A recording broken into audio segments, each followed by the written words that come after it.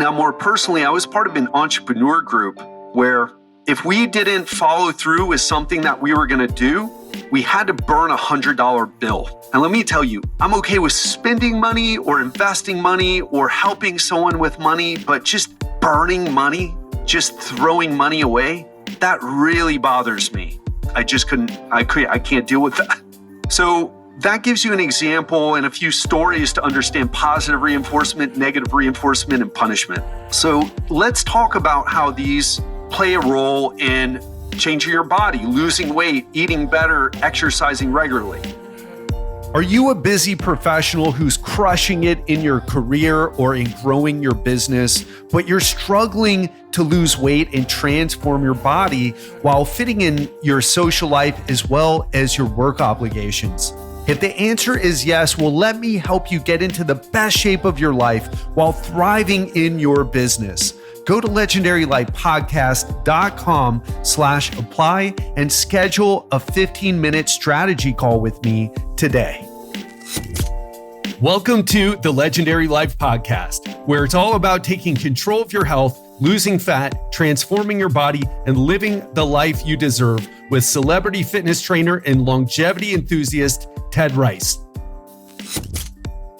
Have you ever told yourself that if you could just find the motivation to exercise and eat right, you'd have the health you want, you'd have the body you want? All you need is that motivation, and that would solve everything.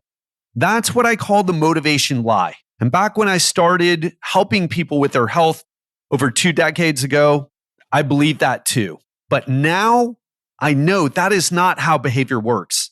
That is not how you get someone to success. And today I want to share with you what actually drives behavior. So if you've told yourself that lie about the motivation, this episode is for you. So what is up, my friend? Welcome back to the Legendary Life Podcast. I'm your host, Ted Rice, coach to executives, entrepreneurs, and other high-performing professionals. And let's dive right in. When I first started personal training back in 1999 in Miami Beach, I was under the impression for the first few years of my career that people just needed the right information. They didn't have the right information. They didn't have the right instruction. And once they got that, they'd be fine. They'd get into great shape, and that would be the end of their problems. 23 years later, I know it doesn't work like that. And today, what I'm going to share with you, these principles, they're going to help you to understand, well, first of all, what I do is way different than what other coaches do. And also, you're going to learn these things and you'll be able to apply them, or at least start to think about applying them to your own behavior so that you can get better results with your health. And the first thing I want to talk about is a behavioral model called behaviorism. And the idea is really simple. We learn behaviors through through experience. We learn behaviors through experience. And then the second concept here, because that's quite simple, is that certain things make us more likely or less likely to start a behavior or to keep a behavior up. And you've probably heard these ideas before: positive reinforcement, negative reinforcement, and punishment. So these things are crucial to understand how to get started with a behavior, but also how to keep a behavior up. So let's get into it. I'm going to talk about the different forms of reinforcement. I'm going to talk about punishment, and then we're going to get into some specifics, how this relates to how you can start to change your own behavior and get better results. So positive reinforcement is quite simple. Rewards increase behavior. In other words, we do things that make us feel good. I think the easiest example of this is when you eat something delicious. Oh my gosh, this is delicious. That's the reward. In fact, I ate quite a few delicious things today.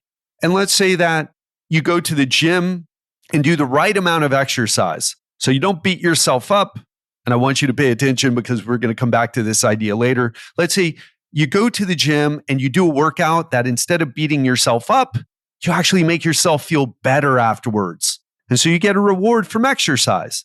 So let's talk about negative reinforcement.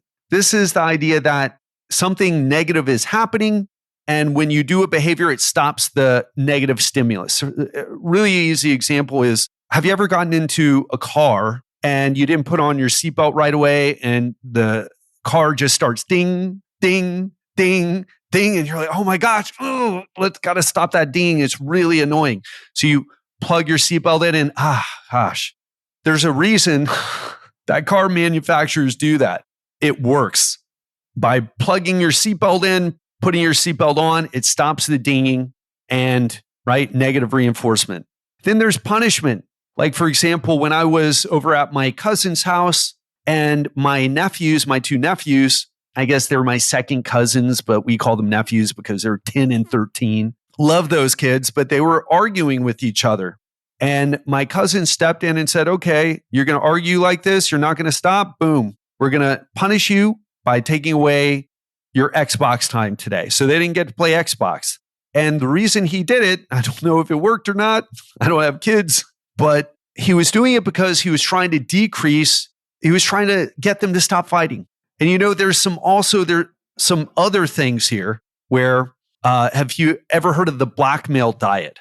So that was a diet where the guy, he was a Jewish man, and I forget the amount, but he was going to give like the neo-Nazi group, some local neo-Nazi group or, some neo-Nazi group in the United States, he was going to give them thousands of dollars if he didn't stick with his diet. Extreme example, but he wrote a book about it called The Blackmail Diet, and it illustrates the punishment.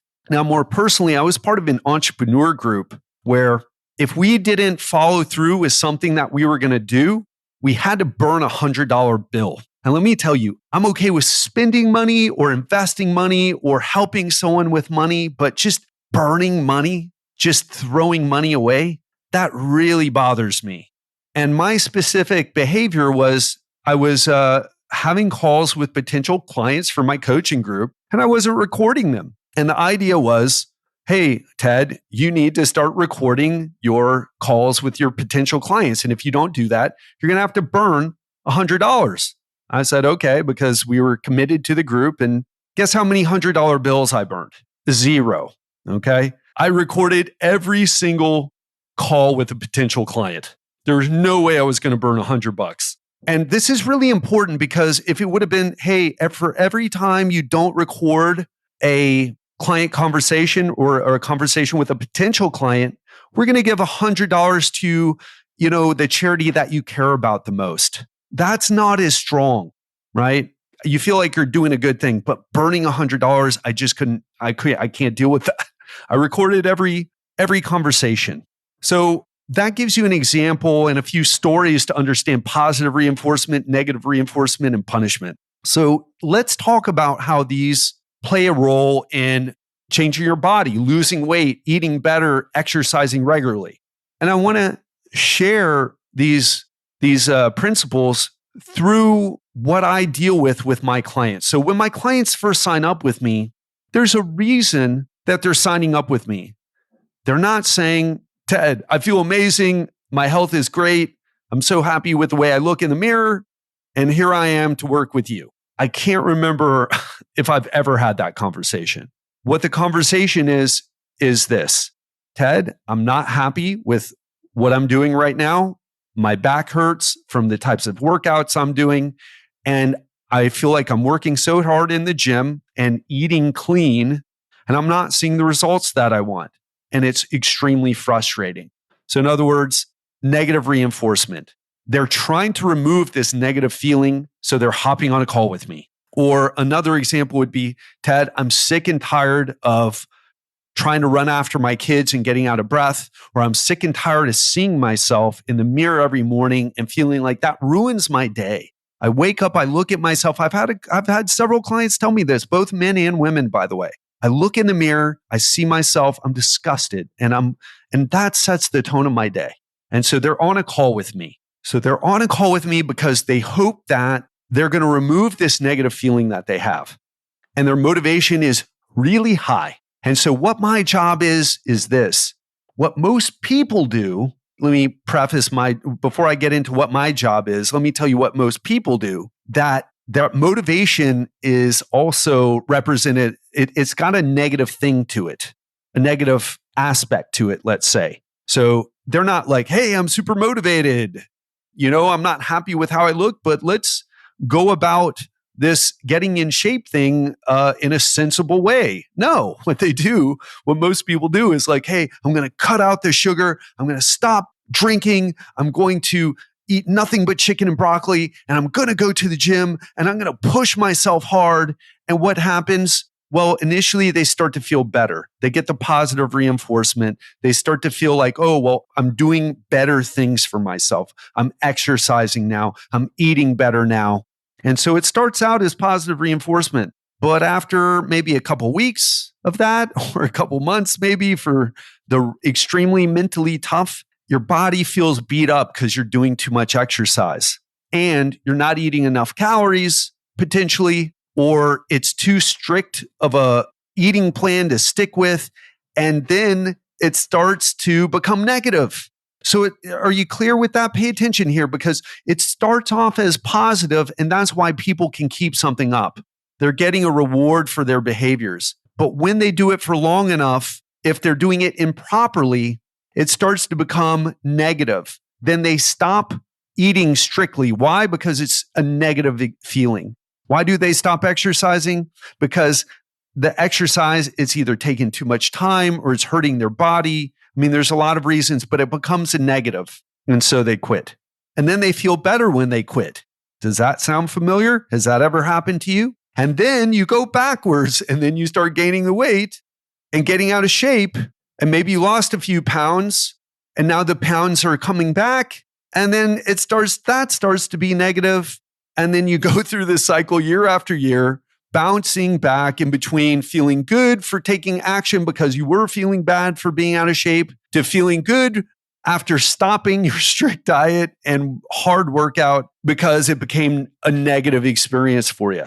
Does that resonate? Because I see that all the time. So let me tell you what my job is. My job is to constantly make people enjoy what they're doing. Yes, there's going to be sacrifices. You can't just eat ice cream for lunch and chocolate cake for dinner and then almond croissants for breakfast. But you can eat what you want within reason and still lose body fat or still maintain fat loss. So I make sure people they're not going too strict, but they're, let's say, restrictive enough.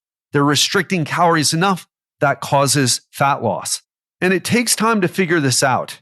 But once you dial it in and make it a positive experience for a client, our clients lose. I've got a client that's lost 60 pounds in maybe 9 months. He's totally ripped. I've got another client who lost 20 pounds in 2 months, 2 months. And then we just kept him ripped. And he's still going out and drinking alcohol and traveling to Italy and eating black truffle pasta dishes and pizza and enjoying his life. Not all the time, but he knows how to balance it so that his life is enjoyable enough. And also with the workouts, I've had to give him, this particular client, the same one I'm just talking about, Mr. Black Truffle Pasta in Italy guy, Trevor is his name. You may have heard his interview here on the show. We've had to change his workouts because he has more time in the winter, less time in the summer. So we've had to change around his workouts to reflect his schedule so the workouts don't become a negative. Still with me? I hope so, because I feel like this is what it's all about here. And my job, again, is to make the process as rewarding as possible so that my clients feel good doing it. If it starts to become negative, I start to listen for, and you can do this for yourself too. If you start to say, wow, I really don't like my workouts. They're too long, or I don't like this exercise. I hate this exercise. I'm sick of it. It's hard, but I see the value in doing it. But like, I hate this exercise. I could, if I never do this exercise again, that's going to improve my life. So I change out exercises. I help people find the routines that they feel good doing. Sometimes that's keeping the workout short. It's more important to build a habit of consistency with exercise by using a 10-minute workout like I did for my client, my auditor client, Barbara, for example. We started with 10 minutes and she did them in her office with dumbbells while listening to Zoom meetings that she didn't have to participate in other than listening. So those are all examples of making it work for someone so it didn't start to become a negative to their life. Let me tell you, Barbara lost over, I think, almost 40 pounds, over 30 pounds, I think. Worked with me through busy season, started off working out in her office. I can't wait to get her on the show. She also had other personal issues, family members getting sick, and she did it all. And we had to maintain for a few months here and there because of how busy she was and how stressed she was when her family members were sick. But man, just incredible transformation, changed her life. And not just her life now, but the trajectory of her life in the future. And this is the power of when you can get this right, when you dial this in right, so that you're getting more positive reinforcement from your choices. You don't feel overly strict with what you're doing food-wise. You don't feel like you're beating your body up with exercise. This is the key, folks. Or spending too long in the gym. That's another one. Too long in the gym. You don't have to. You can change your body in as little as 10 or 15 minute resistance training workouts. Cardio is a little bit different. So these are the keys, folks. This human behavior. Now, look, the application of these can be quite complicated, but these are the principles that when you start to develop the awareness, because it's really crucial. Even with my clients, it's not magic. I need them to communicate with me. Hey, how are you feeling? Do you feel like what needs to change here? Do you feel like you need to change something? How are your workouts doing? Does anything need to change there?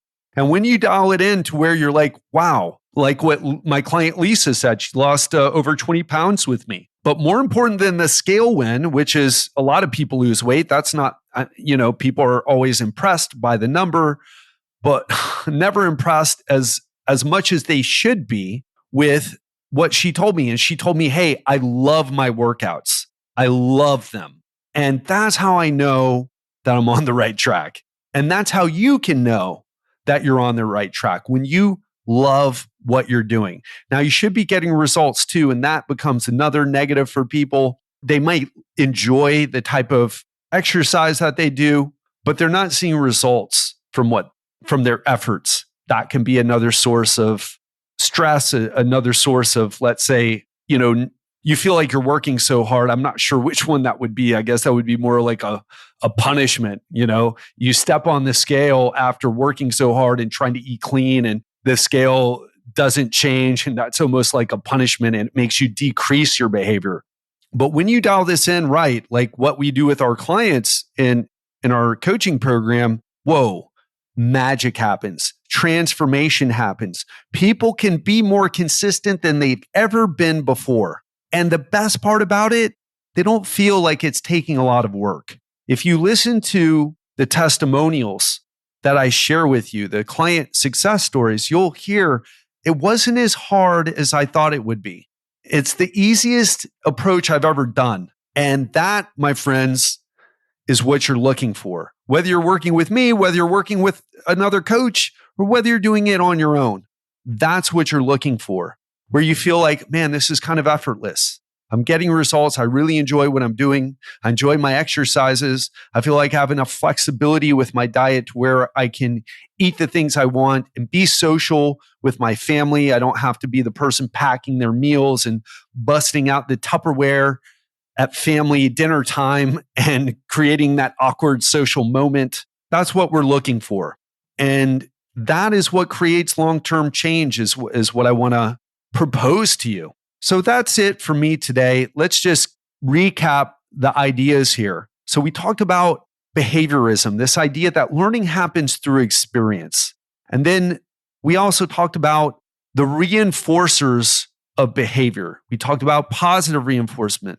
When you get a reward and that reward increases a behavior, and that can work for you in doing a workout that makes you feel good after, or work against you when someone serves you a delicious dessert. And we talked about negative reinforcement, where there's a negative stimulus, and that negative stimulus for my clients, it's usually, I can't stand looking at myself anymore. I need to do something about this. And they want to remove that feeling. And so they hop on a call with me. And then there's punishment. So I think two examples, just to give a couple of examples before we wrap up here. Doing a workout that hurts your joints, that's going to decrease your behavior. Doing a workout that causes you stress because it's taking too long, or following a strict diet like keto when you just want to eat some damn bread, you just want to have a sandwich, starts to decrease behaviors. And that's what leads to failure. What happens is your approach starts to become like a punishment instead of something that's improving your life. So let me wrap up here and ask you, what is the big idea from listening to today's episode? What is let's say the golden nugget, the big takeaway that you can apply right now, immediately into what you're doing to improve your health? That's what I want you to think about. Hope you enjoyed today's episode, and I'll speak to you on Monday. Are you a busy professional who's crushing it in your career or in growing your business, but you're struggling to lose weight and transform your body while fitting in your social life as well as your work obligations? If the answer is yes, well, let me help you get into the best shape of your life while thriving in your business. Go to legendarylifepodcast.com/apply and schedule a 15-minute strategy call with me today. And on Monday, I have an interview, one of our best interviews from the archives. It's going to be an interview with Charles Staley, who's a renowned strength coach and an innovator in the field of human performance. But more importantly, Charles is someone I've been learning from since I first got into the health and fitness industry back in 1999.